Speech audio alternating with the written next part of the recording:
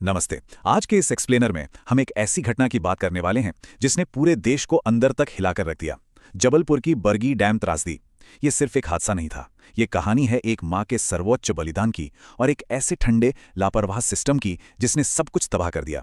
चलिए इस मामले की गहराई में चलते हैं। जरा इस बात पे गौर कीजिए। माँ की ममता बनाम सिस्टम, इंसानियत की हार होती है। ये कोई किताबी लाइन नहीं है, ये वो कड़वी सच्चाई है जो उस दिन पानी में दिखी।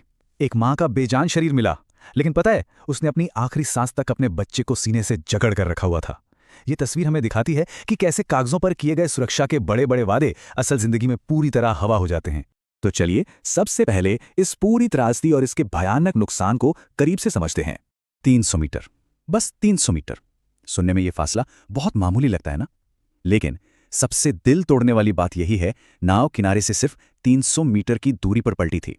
यानी सुरक्षा, लोगों की जान बचाने का मौका लिटरली उनके सामने था। लेकिन जब सिस्टम फेल होता है ना, तो ये चंद मीटर भी एक नए पार होने वाली जानलेवा खाई बन जाते हैं। आखिर उस दिन हुआ क्या था? चलिए इस हादसे की टाइमलाइन का विश्लेषण करते हैं और देखते हैं कि कैसे वो शांत पानी अचानक काल बन गया। गुरुवार की शाम थी, करीब 5 बजे का वक्त। क्रूज किनारे से रवाना होता है और सब कुछ एकदम नॉर्मल लग रहा था। लेकिन तभी अचानक मौसम बिगड़ता है। एक भयंकर तूफान आता है जहां हवाओं की रफ्तार 74 किलोमीटर प्रति घंटे तक पहुंच जाती है।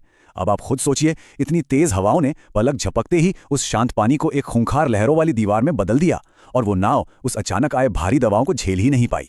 इसके बाद जो रेस्क्यू ऑपरेशन हुआ, उसके नतीजे बहुत ही खौफनाक थे। 9 लोगों के शव निकाले गए। राज्य आपदा प्रतिक्रिया बल यानी एसडीआरएफ ने किसी तरह 28 लोगों की जान बचाई, लेकिन कई लोग हमेशा के लिए लापता हो गए। और ध्यान रहे, ये सिर्फ कुछ आंकड़े नहीं हैं, ये वो लोग थे जो किसी के पिता थे, किसी की माँ या किसी के मासूम बच्चे। अब हम उस पहलू पर आते हैं जो सबसे ज्यादा विचलित करने वाला है, माँ की ममता और विज्ञान का टकराव। यहां हम समझेंगे कि वो लाइफ जैकेट आखिर क्यों फेल हो गई। देखिए, लाइफ जैकेट एक बहुत ही सटीक साइंटिफिक प्रिंसिपल पर काम करती है। इसे बॉयंसी फेलियर कहते हैं। आसान भाषा में समझें तो एक लाइफ जैकेट पानी में एक हवा भरे गुब्बारे की तरह काम करती है जो आपको ऊपर रखती है। लेकिन जब एक डरा हुआ, घबराया हुआ बच्चा पानी में छटपटाता है और नीचे की तरफ खींचता है, तो वो एक्स्ट्रा वजन उस जैकेट की क्षमता को पूरी तरह खत्म कर देता है। विज्ञान का नियम यहाँ बहुत सख्त है। वो गुब्बारा एक डूबते हुए भारी पत्थर में बदल जाता है, क्योंकि एक जैकेट 2 लोगों का वजन कभी नहीं उठा सकती। और सबसे कड़वा सच क्या है? उस माँ और बच्चे को बांटने के लिए सिर्फ एक ही लाइफ जैकेट दी गई थी। जी हाँ, सिर्फ एक।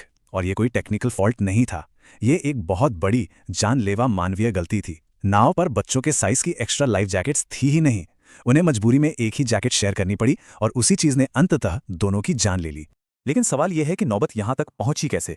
चलिए समझते हैं इस ओवरक्राउडिंग के उस जानलेवा अर्थशास्त्र को, जहां सुरक्षा से कहीं ज्यादा मुनाफे को अहमियत दी गई। अगर आप सरकारी रिकॉर्ड्स और असलियत का अंतर देखेंगे तो लालच की पूरी कहानी समझ आ जाएगी। आधिकारिक तौर पर जो टिकट बेचे गए उनकी संख्या थी सिर्फ 29, लेकिन असल में नाव पर कितने लोग सवार थे? करीब 43 से 47 यात्री। मतलब प्रशासन की नाक के नीचे थोड़े से एक्स्ट्रा पैसों के लिए नाव में अवैध रूप से लोगों को भरा जा रहा था। अब इस पूरी सिचुएशन को जोड़कर देखिए। एक तरफ नाव में छुपी हुई वो गैरकानूनी भीड़, यानी क्षमता से बहुत ज्यादा वजन, और दूसरी तरफ वो 74 किलोमीटर प्रति घंटे की तूफानी हवाएं। जब ये दोनों चीजें मिलीं तो नाव का बैलेंस पूरी तरह से बिगड़ गया। वो नाव इस दोहरे दबाव को सही नहीं पाई और पलक झपकते ही एक भीषण जल समाधि बन गई। ये तो सिर्फ एक हिस्सा था। अब जरा सिस्टम के उन बाकी विफलताओं का पर्दाफाश करते हैं जो एक के बाद एक लापरवाही की पूरी श्रृंखला दिखाती हैं। देखिए, ये किसी एक इंसान की गलती नहीं थी, पूरा का पूरा सिस्टम चरमरा गया था। नाव पर कोई एक्स्ट्रा या बच्चों की लाइफ जैकेट नहीं थी। क्रू के नाम पर क्या था? अयोग्य दिहाड़ी मजदूर। आपात स्थिति के लिए कोई स्टैंड बाय रेस्क्यू बोट मौजूद नहीं थी। मौसम विभाग की गंभीर चेतावनियों को पूरी तरह इग्नोर कर दिया गया। और सबसे हैरानी की बात, महज पुराने फिटनेस सर्टिफिकेट्स के भरोसे इस नाव को रोज पानी में उतारा जा रहा था। ऐसे वक्त में जब नाव डूब रही थी, यात्री इतने बेबस क्यों थे? इसका कारण बहुत साफ है। अगर नाव पर प्रशिक्षित पेशेवर होते तो उन्हें पता होता कि इमरजेंसी में लोगों को शांत कैसे रखना है, रेस्क्यू कैसे करना है। लेकिन उनकी जगह रखे गए थे दिहाड़ी मजदूर। बेचारों के पास कोई इमरजेंसी ट्रेनिंग थी ही नहीं। घबराहट में वो यात्रियों की क्या मदद करते? वो तो खुद अपनी जान बचाने में लग गए। तो इन सब से हमने क्या सीखा? ये बहुत जरूरी है कि हम इस दुख को, इस गुस्से को जवाबदेही में बदलें। एक बात बिल्कुल गांठ बांध लीजिए, कागज पर बने नियम तब तक किसी की जान नहीं बचा सकते जब तक उन्हें पानी पर यानी ग्राउंड जीरो पर सख्ती से लागू नहीं किया जाता।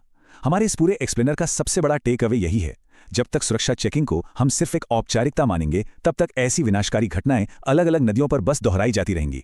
अंत में एक सवाल है जो हम सबको खुद से पूछना चाहिए, क्या एक माँ का ये सर्वोच्च बलिदान, ये इतना बड़ा नुकसान हमारे सुरक्षा मानकों में कोई असली बदलाव लाएगा, या फिर इसे भी कुछ दिनों बाद भुला दिया जाएगा अगली त्रासदी होने तक? हर एक नागरिक को सुरक्षित महसूस करने का पूरा हक है। हमें सवाल पूछने होंगे, सच्ची नागरिक जवाबदेही की मांग करनी होगी, क्योंकि लापरवाही की कीमत अक्सर जान देकर चुकानी पड़ती है। आज के इस एक्सप्लेनर में हमारे साथ जुड़ने के लिए बहुत बहुत शुक्रिया। जागरूक रहें और सुरक्षित रहें।